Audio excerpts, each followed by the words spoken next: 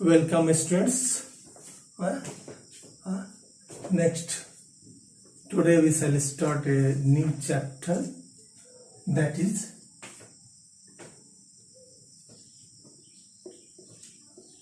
how do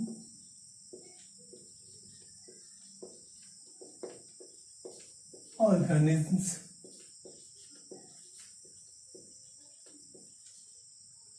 reproduce. This is the most important and interesting chapter for you. Now, first we should see what is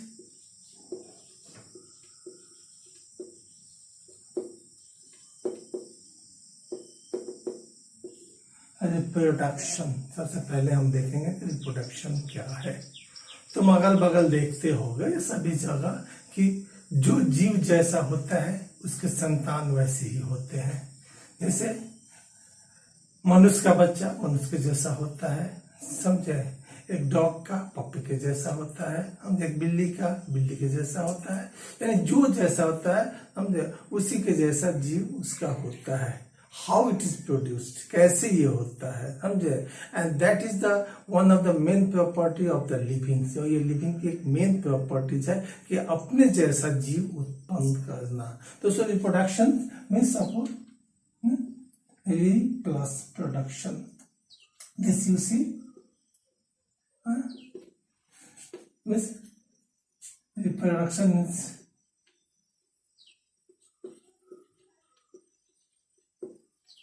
production like own, यानी अपने जैसा जीव उत्पन्न करना क्या कहलाता है, रिप्रोडक्शन कहलाता है. समझे. Means we connect reproduction is A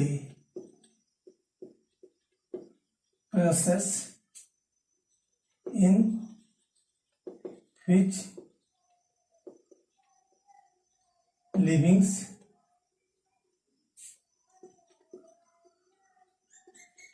produce another living like their own. That is called progeny. Means reproduction in which a process in which the livings produce another living like their own, अपने ही जैसा अन्य जीव उत्पन्न करता है, which is जो progeny कहलाता है. तो जो उत्पन्न करता है उसे पेरेंट्स कहते हैं, यानी माता पिता. और जो उत्पन्न होता है, समझे, that is known as progeny या ऑफस्प्रिंग. तो पेरेंट्स उत्पन्न करते हैं, जो उत्पन्न होता है उसे प्रोजेनी या ऑफस्प्रिंग के नाम से हम जानते हैं. संतान, यानी ये माँ बाप हुए और ये संतान हुआ. तो ये जो प्रोसेस होता है, that is known as reproduction. Reproduction यानी प्रोडक्शन लाइक ओन, यानी अपने जैसा. एक मशीन से कहो तो वो दूसरी मशीन बना सकता है, लेकिन अपने जैसा मशीन नहीं बना सकता है. समझा. मशीन से बहुत सी अन्य चीजें प्रोड्यूस हो सकती है, तो लेकिन अपने जैसा मशीन वो नहीं दे सकता है कोई भी. तो दैट इज नॉन लिविंग. तो दैट्स वाज ए प्रोडक्शन. और रिप्रोडक्शन मतलब जो अपने जैसा दे, समझे. That is the one of the main property of the living. समझे कि अपने जैसा. और ये क्या आवश्यकता है, means to maintain its identity. अब रिप्रोडक्शन क्यों आवश्यक है, अपनी आइडेंटिटी को, अपने पहचान को बनाए रखना. समझे. यानी अपने एक जीव चला गया तो उसके जैसा दूसरा जीव नहीं आएगा, तो फिर उसकी पहचान बनी कैसे रहेगी. समझे. जैसे रिप्रोडक्शन का ही it is a cause of reproduction कि आज हम और आप दिखाई देते हैं. समझे. हमारे पहले हमारे पिता माता थे, उनके पहले दादा दादी थे, तो उन सबों के, समझे, रिप्रोडक्शन से हम जब पूर्वजों के रिप्रोडक्शन के एक के बाद एक जनरेशन आके जमा है, तो इससे हमारे पूर्वजों की पहचान बनी हुई है, समझे। तो that is due to reproduction. तो टू मेंटेन इट्स आइडेंटिटी, अपनी पहचान को बनाए रखने के लिए समझे रिप्रोडक्शन इज मस्ट। अब ये जो है रिप्रोडक्शन में मतलब अपने जैसा जीव जो उत्पन्न होता है, हाउ इट पॉसिबल, कैसे ये होता है, समझे। और लेकिन एक ये भी देखो कि कोई भी दो जीव एक जैसा नहीं होता है, समझे, कुछ ना कुछ भिन्नता, भिन्न वेरिएशंस पाई जाती है। तो ये सब चीजें क्यों, समझे, उसकी पहचान भी है, लेकिन साथ ही कुछ भिन्नता वेरिएशंस भी है। तो वो that things we shall study, वह चीज हम लोग देखेंगे, समझे। You know that this is the cell and this is the nucleus. This is the nucleus. ये एक सेल है और ये उसमें न्यूक्लियस है। इस न्यूक्लियस में we have studied that this is the nuclear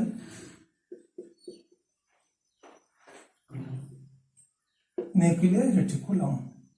Means actually it is the net of chromosomes. अब इसको हम जब अलग निकालेंगे तो दैट इट विल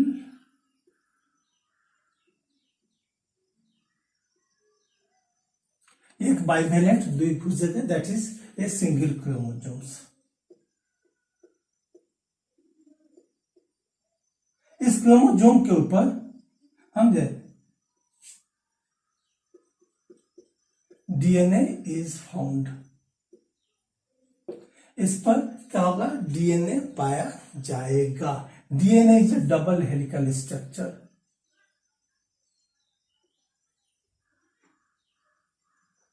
ये द्विकुंडली structure, double helical structure DNA, समझे।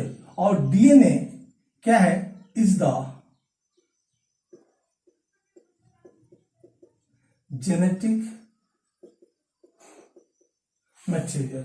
डीएनए क्या होता है, ये एक जेनेटिक मटेरियल होता है। जेनेटिक मटेरियल्स मतलब कि ये माता पिता के कैरेक्टर्स को उनके संतानों तक पहुंचाता है। Means it transmits the paternal characters to their offspring, यानी माता पिता के कैरेक्टर्स को उनके संतानों में पहुंचाता है।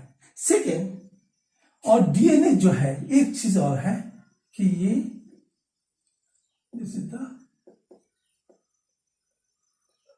राइबोसोम। ये क्या होता है, ribosome. Ribosome you know that site of protein synthesis.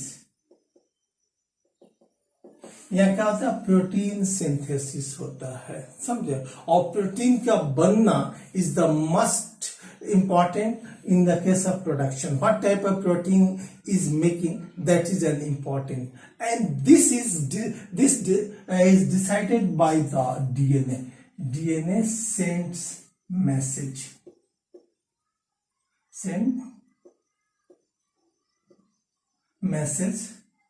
to ribosome about the formation of protein. DNA क्या करता है, इसको राइबोसोम को मैसेज देता है कि तुम्हें कैसा प्रोटीन बनाना है, समझे। तो it sends message to the ribosome, means what type of protein you have to prepared now. अब जो है, अब मान लो तो ये जो है ये प्रोटीन बना, और ये जब प्रोटीन बना, समझे, तो वो प्रोटीन से स्ट्रक्चर ऑफ एनी लिविंग्स बना, स्ट्रक्चर ऑफ एनी लिविंग्स बना। अब यदि समझे इसमें मैसेंजर्स में यदि प्रॉब्लम्स हो जाए, चाहे अगर अलग अलग प्रॉब्लम्स हो, अलग अलग इंफॉर्मेशन जाए, तो अलग अलग प्रोटीन्स बनेंगे, समझे। तो उससे क्या होगा कि वह डिजाइन, बॉडी डिजाइन डिफरेंट हो जाएगा, समझे, बॉडी शेप बदल जाएगी। तो सो formation of protein and what type of message is sending by the DNA is must.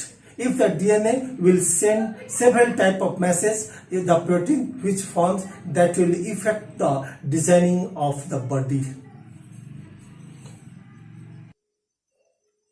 The offsprings are like their own parents, and offsprings अपने पिता के जैसे होते हैं, संतान, समझे। तो वो look similar but not identical, समझे। सिमिलर उन्हीं के जैसा होता है, हाथ पांव मुंह नाक कान सब एक जैसी हो गई, समझे, लेकिन एक जैसे फिर दिखेंगे नहीं। मान लो यहाँ जितने बच्चे तुम लोग बैठे हो क्लास में, हम उसमें कोई भी दो एक जैसा है, चाहे हम जैसे वैसे कोई है नहीं, तो दैट इज, हालांकि बाकी सब सिमिलर हैं, सब लोग हाथ मुंह पांव कान सब एक ही है, कोई बात नहीं है, समझे, लेकिन कोई भी दो एक जैसे नहीं है, समझे। तो they look similar but not identical, समझे। तो वह अच्छा, नाउ हाउ डू, तो ये जो है इसके लिए who is the responsible, that is DNA कॉपिंग। इसके लिए क्या होता है, डीएनए कॉपी होता है, यानी एक ब्लू प्रिंट बनता है कि हाँ हमें कैसा किस तरह का बनाना है। वी नो दैट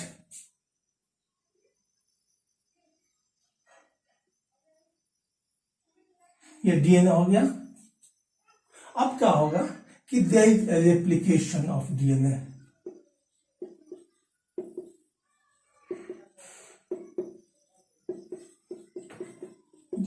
और डीएनए में जो बेस होते हैं ए टी जी सी, बना दिया ये कैसा, ए का साथी तो टी होगा, टी का साथी ए होगा, जी का सी होगा, सी का ए होगा, सॉरी जी होगा। ए मीन्स एडेनिन,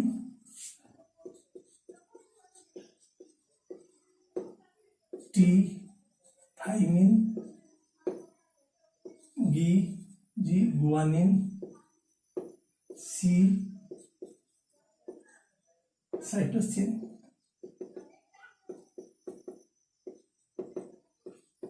तो ये बेस है, ये इसी तरह सजे होंगे, समझे। अब क्या होगा, इसका रिप्लिकेशन होगा, ये अपना खुलने लगेगा, खुल के ये अलग इधर हो जाएगा और ये अलग होगा। अब ये अपना एक कॉम्प्लीमेंट बना लेगा,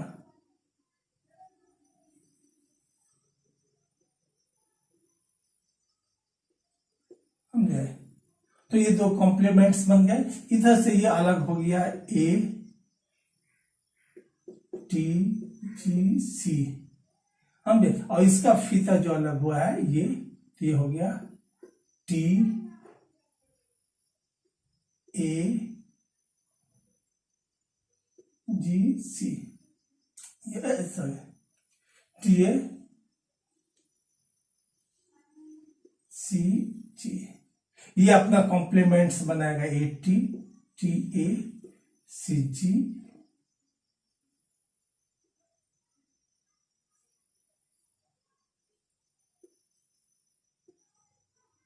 ये बनाएगा टी ए टी सी जी जी सी, यानी दो अलग अलग बन गए, समझे। यानी ये जो बना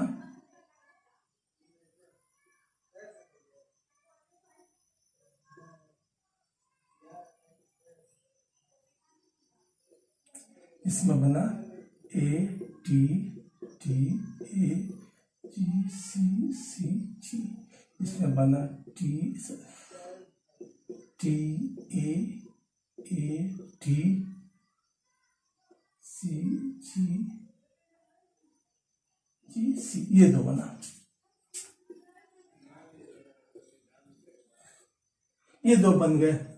तो देखो they look similar but not identical, इनके अरेंजमेंट देखो, हम देख। तो ये क्या होगा कि इससे जो, और ये दोनों सेल्स बन गए, और इससे जो ऑफस्प्रिंग होंगे उनमें क्या होगा, एक ही जैसे को दिखेंगे लेकिन कुछ भिन्नता होगी, कुछ वेरिएशंस होगा, समझे, and that variations will see, समझे।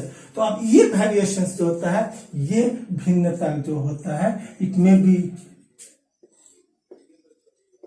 यूजफुल और हार्मफुल, दोनों तरह के होते हैं।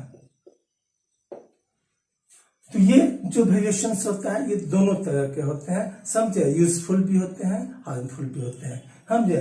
तो जो यूजफुल होते हैं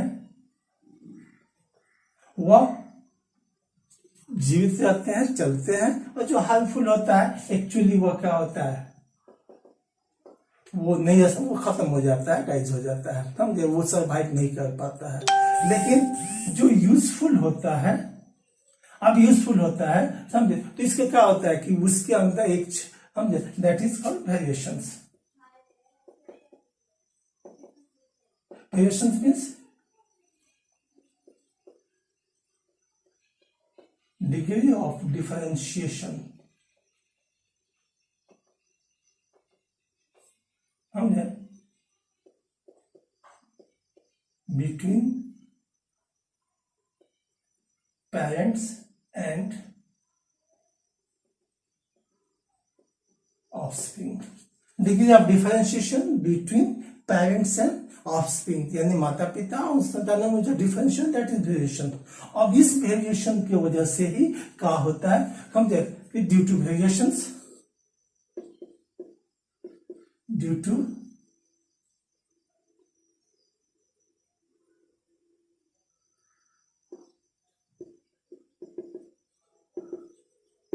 the living have capacity to tolerate